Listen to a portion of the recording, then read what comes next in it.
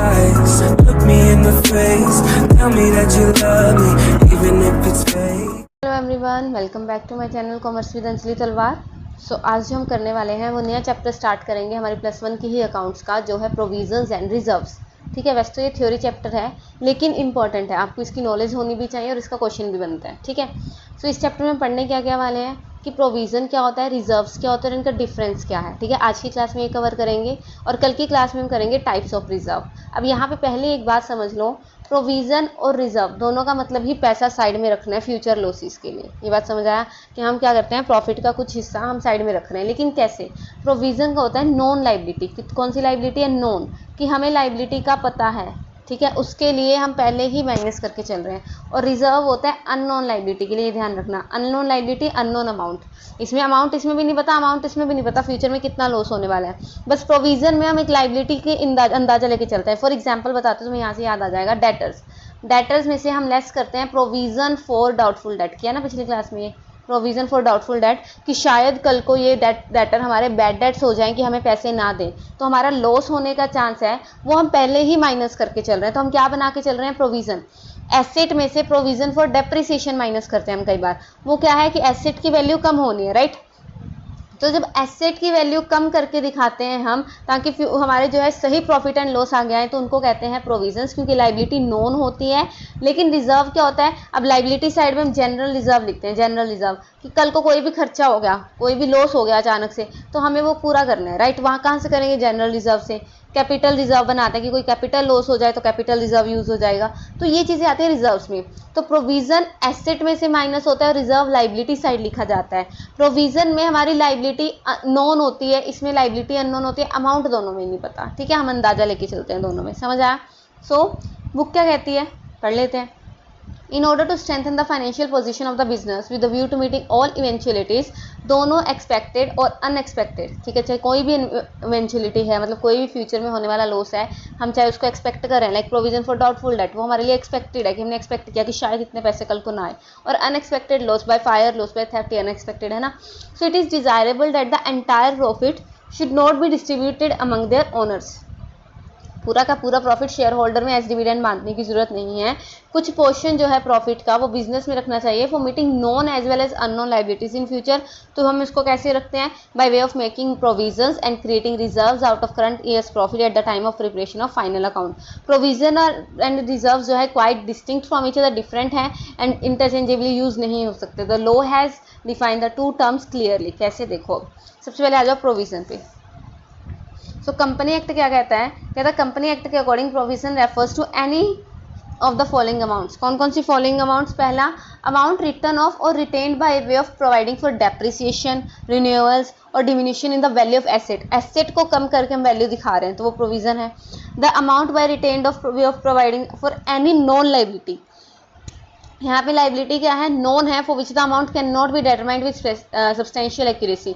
मतलब बस ये ध्यान में रखना, नॉन लाइबिलिटी है लेकिन अमाउंट अननोन है, तो इसको हम एसेट में से माइनस करके दिखाते हैं, ये मेन है। So it should be clearly understood that if the amount of a non liability can be determined with reasonable accuracy, तो उसको लाइबिलिटी ही कहेंगे, प्रोविजन नहीं कहेंगे। अगर मुझे कोई पता है कि बैड डेट्स हो गई और मुझे ये भी पता है कि 10,000 के हो गए, तो ये डायरेक्ट लाइबिलिटी बन गई, समझ रहे हो, डायरेक्ट हमारी लाइबिलिटी बन गई, तो वो प्रोविजन थोड़ी है। लेकिन अगर मुझे सिर्फ डाउट है कि 10,000 के बन सकते हैं बैड डेट, समझ रहे हो, तो वो प्रोविजन बनेगा, राइट।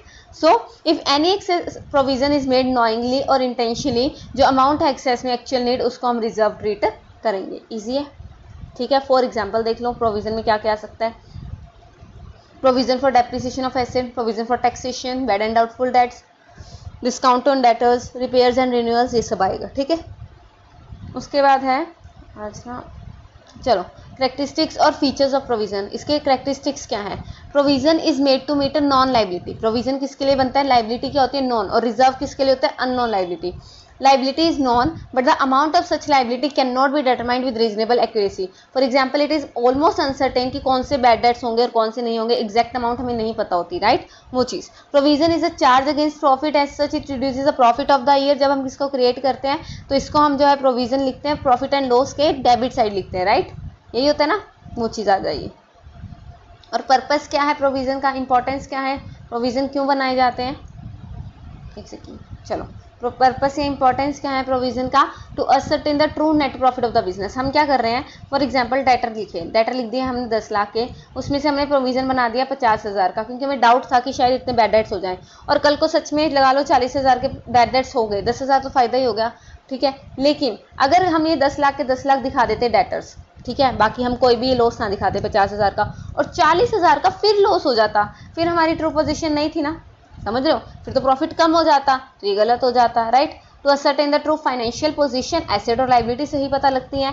नॉन लॉसेज है फ्यूचर में, उसके लिए हम पहले ही पैसे इकट्ठा कर रहे हैं। और इक्विटेबल डिस्ट्रीब्यूशन ऑफ एक्सपेंसेस, अगर कोई मशीनरी 10 लाख की आ रही है और वो 10 साल चलेगी, तो हम हर साल 1 लाख का क्या लगाएंगे, डेप्रिसिएशन लगाएंगे, हर साल 1 लाख का माइनस करेंगे, 10 साल में ये क्या हो जाएगा, कवर। अब ये तो है नहीं कि 10वें साल 10 के 10 लाख माइनस करेंगे, तो इससे क्या होगा, एक्सपेंसिस को हर साल में इक्वली डिस्ट्रीब्यूट किया जाएगा। ईजी, ये था प्रोविजन। अब आता है रिजर्व। रिजर्व में दोनों चीजें अननोन है, लाइबिलिटी भी अननोन है और लाइबिलिटी भी अननोन है और अमाउंट भी अननोन है। बस हमें ये है कि फ्यूचर में लॉस हो सकता है, उसके लिए हम थोड़ा पैसा साइड में रख रहे हैं, ये हम लाइबिलिटी साइड ही शो करते हैं। So reserve means amount set aside out of profit and other surpluses to meet future uncertainties. In other words, reserve is meant for meeting any unknown liability or loss in the future. यहाँ पे liability क्या है, unknown. Reserve का मतलब क्या है, amount set aside out of profits and other surplus which are not earmarked in any way to meet any particular liability known to exist on the date of the balance sheet. मतलब कोई particular liability के लिए नहीं हम रख रहे, like provision for doubtful debt है तो बैड डेट्स के लिए रखा, राइट। प्रोविजन फॉर डेप्रिसिएशन वो डेप्रिसिएशन के लिए रखा, लेकिन जो रिजर्व्स हैं वो किसी पर्टिकुलर लाइबिलिटी के लिए नहीं होती, फ्यूचर में होने वाला कोई भी खर्चा हो जाए, कोई भी लॉस हो जाए, उसमें हम उसको यूज कर सकते हैं, राइट। सो एग्जाम्पल्स क्या है रिजर्व्स के, जनरल रिजर्व जो नॉर्मल, कैपिटल रिजर्व क्या होता है, जब हमें कोई कैपिटल प्रॉफिट हो जाए, कैपिटल प्रॉफिट कभी कभार, लाइक एसेट को बेचा उससे प्रॉफिट हो गया, समझ रहे हो, जो हर साल नहीं होगा, उससे हम क्या करते हैं, उस कैपिटल प्रॉफिट को रिजर्व में रख लेते हैं। Dividend equalisation reserve, investment fluctuation fund, workman compensation fund, reserve for redemption of debenture, ये सारे क्या है, रिजर्व्स हैं। It should be clearly understood that the amount of reserve does not present any expense और लॉस, तो इसको हम P&L में शो नहीं करते, इसको सिर्फ हम लाइबिलिटी साइड दिखाते हैं, समझ रहे हो। P&L एप्रोप्रिएशन में जाता है, एप्रोप्रिएशन क्या होता है वो +2 में जाके जब पार्टनरशिप करोगे ना वहाँ समझ आएगा, जिसको अभी तक नहीं समझो, ठीक है। और रिजर्व्स के फीचर्स क्या होते हैं आप फटाफट बताओ। तो ये नेट प्रॉफिट या डिविजिबल प्रॉफिट में से माइनस होता है, जो रिटेन्ड अर्निंग्स हम रख देते हैं अनडिस्ट्रीब्यूटेड उसमें से माइनस होगा। ये लीगली बनाने ज़रूरी नहीं है, वॉलंटरी बनाए जाते हैं अपनी फाइनेंशियल पोजीशन को स्ट्रॉन्ग करने के लिए, नॉन लाइबिलिटी के लिए नहीं होते। It is not created to meet any non liability या डेप्रिसिएशन वगैरह के लिए नहीं होते, ये हमेशा अननोन लाइबिलिटी के लिए होते हैं। रिजर्व हम बताते हैं एक्यूमुलेटेड या अनडिस्ट्रीब्यूटेड प्रॉफिट जो हमने रखे हैं, लाइक कैपिटल की तरह ही पड़े हैं, वो कि अगर कल को कोई खर्चा ना हुआ तो बिल तो वो मतलब ऑनर्स को ही जाएंगे ना, समझ रहे हो। वो हमने वो पैसा साइड रख लिया कि अगर फ्यूचर को लॉस हो जाए, कल को फ्यूचर को कोई लॉस नहीं हुआ, कंपनी बंद हो रही है, तो वो ओनर्स को ही मिल जाएंगे, समझ रहे हो, वो चीज़ ही है वो।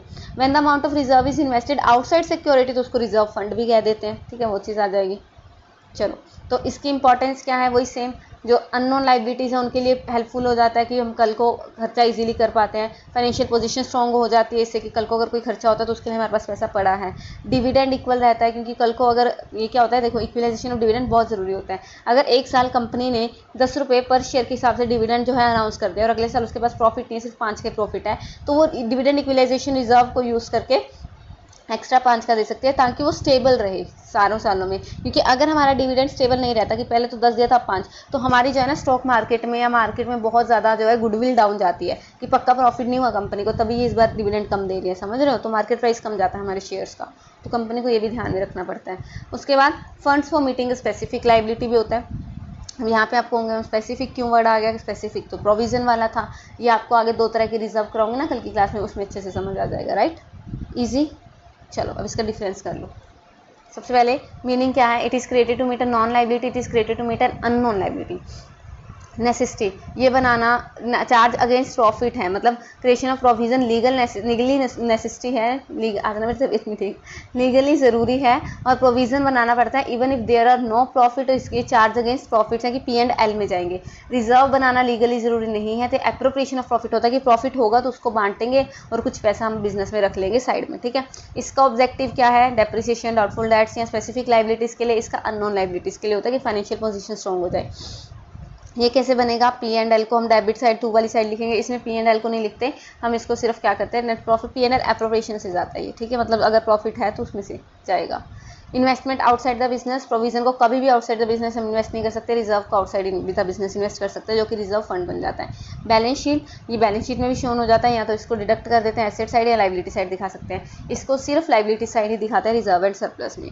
यूटिलाइजेशन फॉर डिविडेंड्स, कभी भी प्रोविजन को डिविडेंड के लिए यूज़ नहीं कर सकते, लेकिन हम इसको डिविडेंड में बांटने के लिए यूज़ कर सकते हैं कि अगर डिविडेंड का पैसा नहीं इकट्ठा हुआ तो इन रिजर्व से भी हम डिविडेंड पे कर सकते हैं। Utilisation for other purpose, it is created to provide a specific loss, तो उसी लॉस के लिए यूज़ होना चाहिए। अगर प्रोविजन फॉर डाउटफुल डेट बनाया है तो वो बैड डेट्स के लिए यूज़ होगा, अदरवाइज वो यूज़ ही नहीं होगा, अदर पर्पज़ के लिए उसको यूज़ नहीं कर सकते। और ये किसी स्पेसिफिक लॉस के लिए हम बनाते ही नहीं है, तो इसको किसी भी पर्पज़ के लिए हम यूज़ कर सकते हैं रिजर्व को। ठीक है, तो ये था आपकी आज की बेसिक क्लास। ठीक है, तो इसको करो, मिलते हैं नेक्स्ट क्लास में जिसमें हम टाइप्स ऑफ रिजर्व करने वाले हैं। ठीक है, तब तक के लिए thank you so much. Tell me pretty lies, look me in the face, tell me that you love me, even if it's